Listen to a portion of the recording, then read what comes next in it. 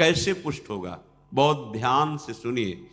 यदि आप किसी परिस्त्री गमन, बहुत शास्त्रों में बार बार आता है तो आप मान लीजिए बात, अगर आप परिस्त्री गमन करते हैं तो फिर केवल बातें बना लीजिए, बात समझ में नहीं आएगी आपको, यह अध्यात्म समझ में नहीं आएगा, ऐसे उड़ जाएगा, पकड़ में ही नहीं आएगा। ना स्त्री प्रसंगी, स्त्री प्रसंगी आप तो परिस्त्री गमन नहीं करते, पर जिसको मित्र बनाए हुए हैं वो व्यभिचारी परिस्त्री गमन करने वाला है, तो उसके संग से आपका हृदय मलिन हो जाएगा। श्री शौभरी जी महाराज, संगम त्यजेत मिथुन व्रति नाम मुमुक्षु सर्वात्मना न विसजेत बहिरिंद्रियाणि।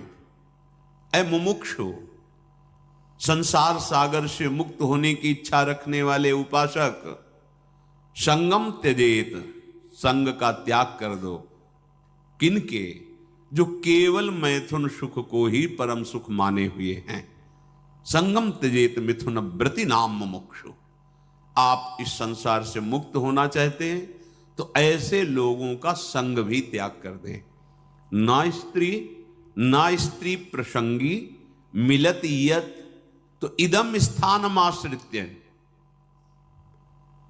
कैसे हम आश्रय लें, कैसे हम मान लें कि हम प्रिया प्रीतम के हो गए? ऐसे मानो, ऐसे चलोगे तो तुम्हारा हृदय स्वीकार कर लेगा। तुम अगर गंदे आचरण करोगे तो केवल बातें रहेंगी, हृदय स्वीकृत नहीं होगा प्रिया प्रीतम के चरणारविंद की शरणागति से, तो फिर निर्भय, निश्चिंतता, निशोकता आ ही नहीं सकती। अगर नहीं आ रही तो आप में कहीं ऐसी त्रुटियां हैं, उनको सुधारिए। श्रीपाद कह रहे हैं सर्वम द्वंद्वातीतोत्र। ये जो प्रिया प्रीतम के चरणारविंद की निश्चिंत बेपरवाह करने वाली स्थिति है, ये आती है द्वंद्वातीत होने पर। द्वंद्व, शत्रु मित्र, मान अपमान, निंदा स्तुति, हर्ष शोक, जय पराजय, ये सब द्वंद्व के अंतर्गत आते, जन्म मृत्यु आदि।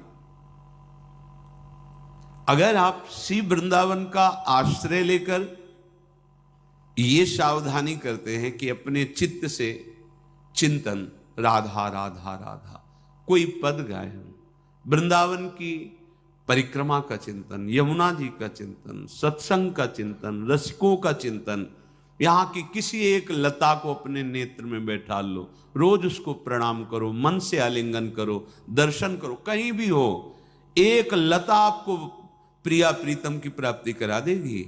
वृंदावन की लता सम कोटि कल्प तरुणाई।